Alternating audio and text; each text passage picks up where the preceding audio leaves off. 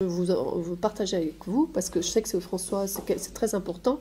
Notre citoyenneté, ben, c'est sûr qu'elle est menacée, mais ce que vous voyez arriver juste là, maintenant, avec l'Ukraine, c'est qu'il y a une violation massive, mais très très importante de la Constitution. C'est que la Suisse, elle a violé sa neutralité. Et qu'elle est en train de...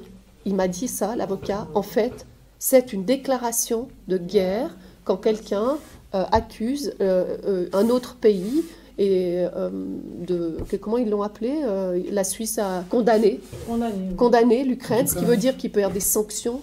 Elle a fait des sanctions.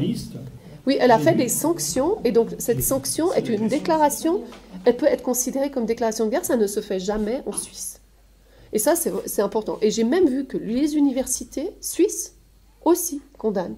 Nous ne sommes pas d'accord, comme citoyens, que le gouvernement nous met en danger et parle à notre place. Il faudrait le formuler comme ça, mais ça va tout à fait dans l'optique de 1291 et de ce que François et Annick ont commencé. Donc ça, c'est la première chose. Et la deuxième chose qui va tout à fait dans le même sens, c'est que, comme vous savez ou pas, on a eu 3 années là, et la 3e année où on est maintenant, c'est vraiment un hold-up sur notre nationalité, notre constitution, et le traité des pandémies qui est en train de se discuter à l'OMS. Ils ont engagé, depuis le 1er décembre, ils ont déclaré qu'ils allaient commencer le processus, avec l'Union européenne qui a confirmé, juste là, le processus de finalisation d'un traité sur les pandémies qu'ils appellent traité international de prévention et de préparation. Ils ont un traité on pandemic prevention and preparedness.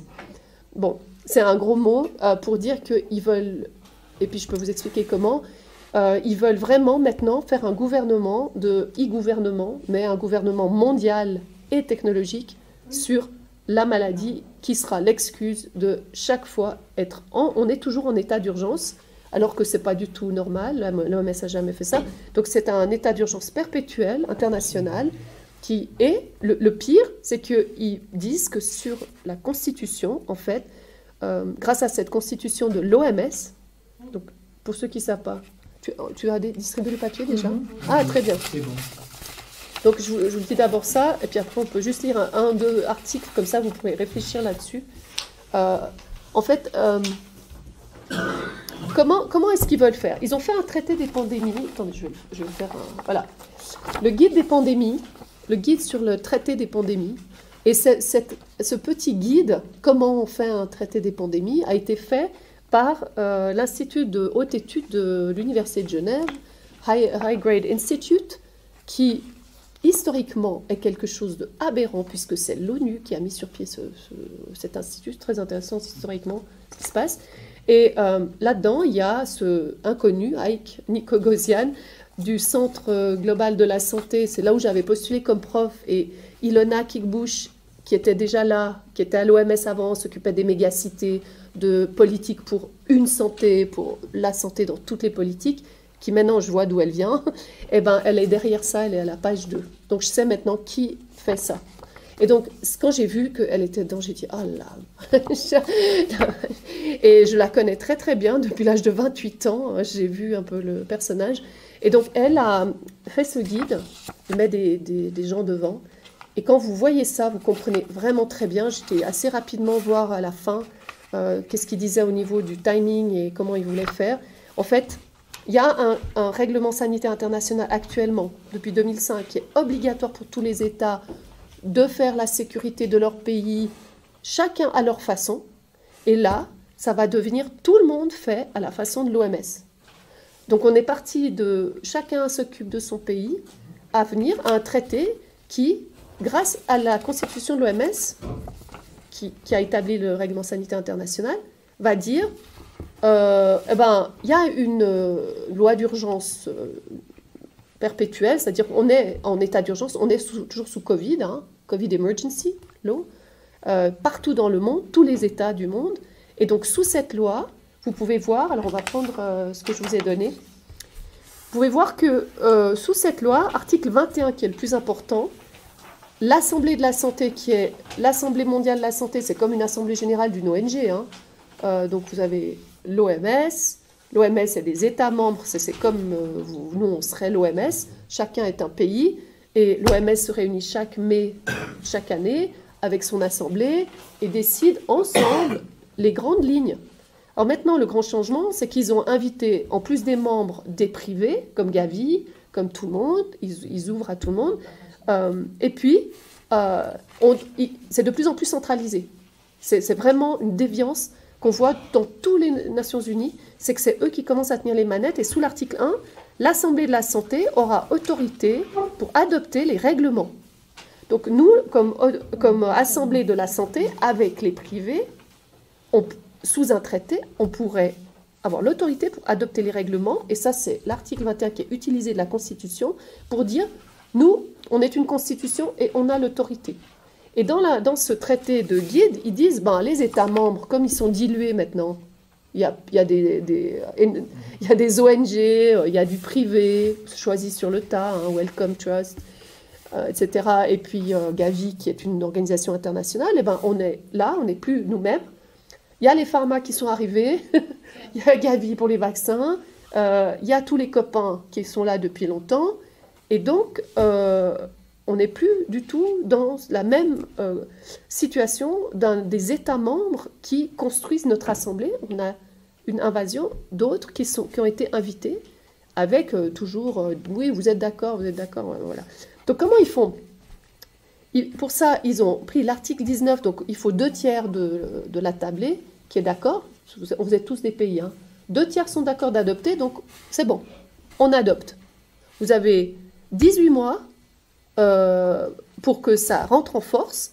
Et si vous n'êtes pas d'accord dans les 18 mois, il faut que vous le notifiez. Ça, c'est l'article 20. Et puis, vous devez dire que vous n'êtes pas d'accord. Il faut notifier au directeur général de l'OMS que vous n'êtes pas d'accord avec ce qui est en train d'arriver. Vous n'acceptez pas cette convention ou cet accord dans le délai prescrit. Et vous devez dire pourquoi, en motivant. Donc, normalement, c'est notre pays qui devrait le dire. Qui devrait dire, non, écoutez, là, le traité que vous êtes en train de faire, on n'est pas du tout d'accord. Mais seulement, ce n'est pas du tout ce qui se passe. Et ce qui se passe, c'est que la Suisse n'est plus de la Suisse. La Suisse est inscrite au registre du commerce, elle obéit. Depuis qu'on a rejoint l'ONU en 2002, elle a plié devant beaucoup de choses. Peut-être qu'elle est obligée, peut-être qu'elle est payée, peut-être qu'elle est menacée, peut-être le gouvernement ne peut rien faire. Je veux bien, parce que s'ils nous écoutent, ils savent qu'on comprend. Mais quand même, il y a un moment donné, il faut que nous, on les aide à changer ça. Et que c'est à nous à dire non. Et nous à dire, vous ne nous représentez pas, on n'est pas d'accord qu'en tant que Suisse, vous allez prendre des décisions, parce qu'on a une constitution. Donc, qu'est-ce que dirait François ou d'autres? C'est-à-dire, non, on ne peut plus, puisqu'ils ont fait un article dans la Constitution 91. En 1999, le 91. Alinéa 4A. Ah, voilà. Comme quoi, là, il y a une suprématie des organisations internationales sur la Constitution suisse. Mais j'étais à Winterthur avec Philippe Cruzet, l'avocat, puis je lui ai parlé de ça. Je lui ai dit, mais il faut qu'on fasse quelque chose et tout. Et il a trouvé un article, alors je ne me souviens plus lequel, si c'est dans la loi des pandémies, si c'est où. Il a trouvé un article, une brèche, qui dit que non, la suprématie des citoyens suisses, elle est au-dessus de toutes les lois internationales. Okay. Donc on a... Mais il faut que tu te donnes l'article. Oui, ça, alors il y a une vidéo... Oui, il y a une vidéo qui circule en suisse allemand, en allemand. Où t'étais, Gilbert? Oui. Et donc, moi, je suis amie du préambule de la Constitution uniquement. Oui, justement, mais là, on est obligé d'utiliser les instruments qu'on a pour surtout stopper ce qui est en train d'arriver. Et il faut vraiment qu'on se mette ensemble. Par exemple, 1291 pour écrire et dire on n'est pas d'accord et on refuse, on s'oppose à toute décision.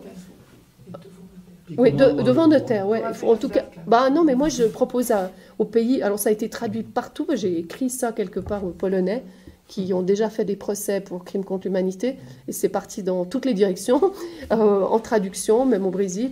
Et donc j'ai dit un truc, après j'étais plus précise, je me suis dit, bon, il faut écrire à la Confédération, au président, Miniatio Cassis, et au ministre de la Santé du pays. Et puis, de l'autre côté, il faut écrire à l'OMS, mais il faut aussi écrire au secrétaire général de l'ONU. Parce qu'en fait, c'est tout l'ONU qui est habité. qui est envahi. Et donc, il faut arrêter le mécanisme.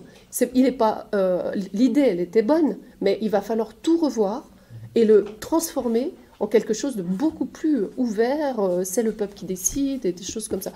On a encore l'espoir. Il y a des personnes qui disent, mais est-ce qu'on demande de sortir, comme avait fait Trump? Bah, peut-être. Mais en tout cas, il faut commencer avec une opposition à ce qui se passe. Et puis dire que pour l'instant, on se retire, on se demande de retirer, par exemple. Ouais, ça serait pas... Oui, on se retire. Et puis on fait une copie au grand jury de Rainer Fulmich, d'ailleurs dans lequel je suis, mais où il y a 12 avocats, et puis il y a beaucoup d'experts. Et ce grand jury, il a un plan. Il y a quelque chose qui va se passer avec ça. C'est pas venu par hasard maintenant et attendu.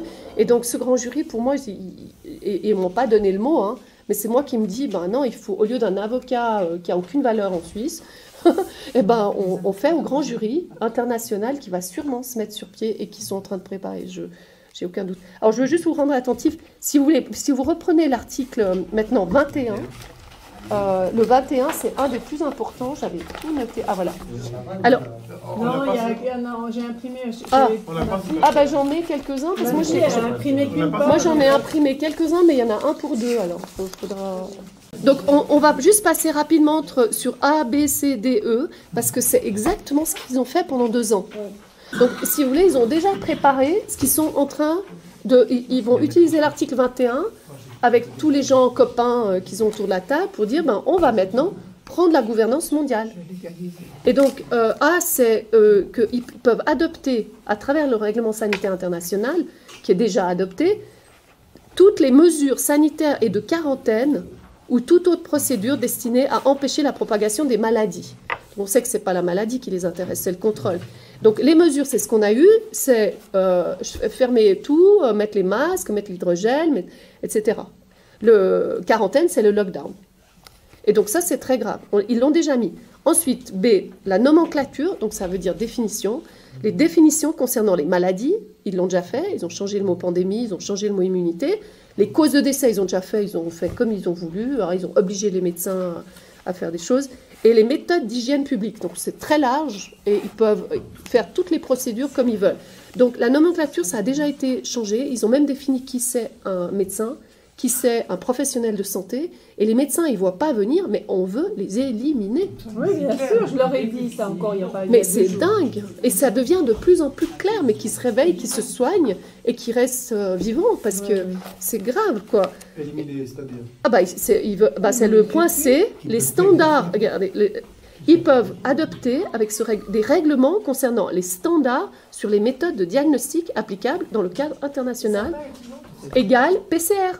Exactement. Et vous vous rendez compte qu'on a dénoncé que c'est pas correct, que c'est un outil technologique qu'il faut le médecin et que de toute façon ça n'identifie pas si on a un virus, s'il est contagieux, si c'est une bactérie ou autre chose, si c'est contagieux ou pas, ou si c'est les anticorps. On comprend absolument pas, puis c'est des cycles d'amplification astronomiques. C'est l'Agence internationale atomique qui détient les PCR. Allez vous poser la question pourquoi. Et en plus la procédure qu'ils ont standardisée, c'est dans le nez, elle n'a rien à voir dans le nez. Et au bout de ces tiges, on a trouvé plein de choses, du lithium, des trucs. Voilà, donc ils veulent standardiser ces méthodes-là, ça c'est que le début de leur plan. Ensuite, des normes relatives à l'innocuité, la pureté et l'activité des produits biologiques, pharmaceutiques et similaires qui se trouvent dans le commerce international. Ils veulent mettre la main sur les pharma et les traitements dans le monde entier et décider de devenir la nouvelle agence qui décide des médicaments. Ouais, mondial, ouais. Mondial, on est d'accord. On peut le lire comme ça, comme on connaît, comment ils ont déjà opéré l'entraînement. Et le dernier, c'est qu'ils peuvent adopter des conditions relatives à la publicité et à la désignation des produits biologiques, pharmaceutiques et similaires qui se trouvent dans le commerce international. Bonjour les standards produits et marketing, c'est la grande commerce. Quoi, alors, c'est quoi en anglais, c'est encore plus percutant parce qu'ils ont mis marketing and labeling.